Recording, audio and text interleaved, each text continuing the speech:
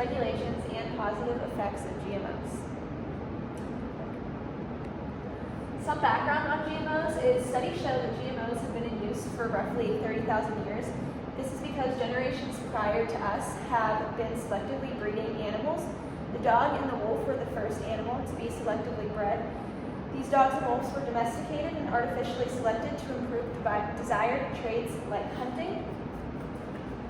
Genetic engineering was first developed in 1973 by scientists Boyer and Cohen. This is when they discovered and developed recombinant technology, showing that genetically engineered DNA molecules can be cloned into foreign cells. In addition, in 1974, they crossed species barriers, joining DNA fragments from different species to develop antibiotic resistance in organisms. By 1980, there was an approval patent released for the use of GMOs. After much research, by 1982, GMOs were approved for consumer use in 1982. This is when GMOs were used as insulin. This allowed those with diabetes to have treatment access at a cheaper and more effective cost.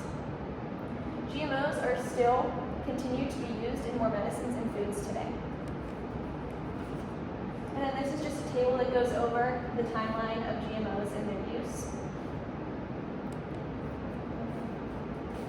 Some safeties of GMOs include that they have safe recombinant DNA. This means that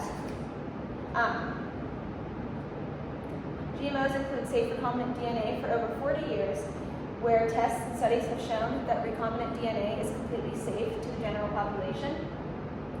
GMOs are very effective in addressing climate change as they reduce carbon emissions in the air and allow crops to adapt to climate change more readily and easily. GMO food is also less likely to be stuck with diseases like E. coli and Salmonella. This is because studies suggest this is due to their desired traits in DNA. GM crops are more effective at fighting illness off. This just goes over the equivalent to how much CO2 emissions have been saved due to using GM crops. Right now, there is no scientific backing that GMOs cause health problems.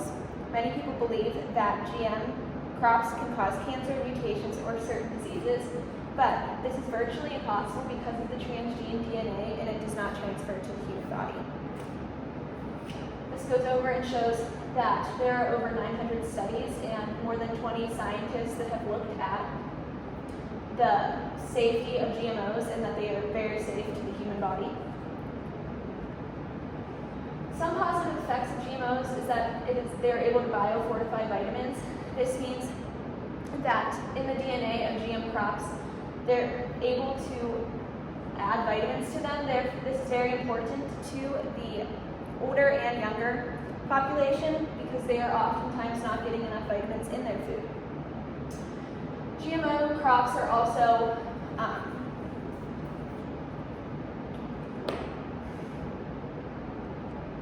grown at a faster rate. And there's many environmental benefits. As we've discussed, they already cut back on CO2 emissions. They are also using less water and less food is wasted in land whenever GMO crops are used. In addition, economic benefits. GMO crops allow crops to be sold at a lower cost. And they are lower because less pesticides are being used and less water is being used when they grow. And this just goes over and shows that there's much food wasted whenever crops do not contain GMOs, as well as much water wasted. GMOs are also used for medicine. For example, GMOs are used in the hepatitis B vaccine and medications like antibiotics.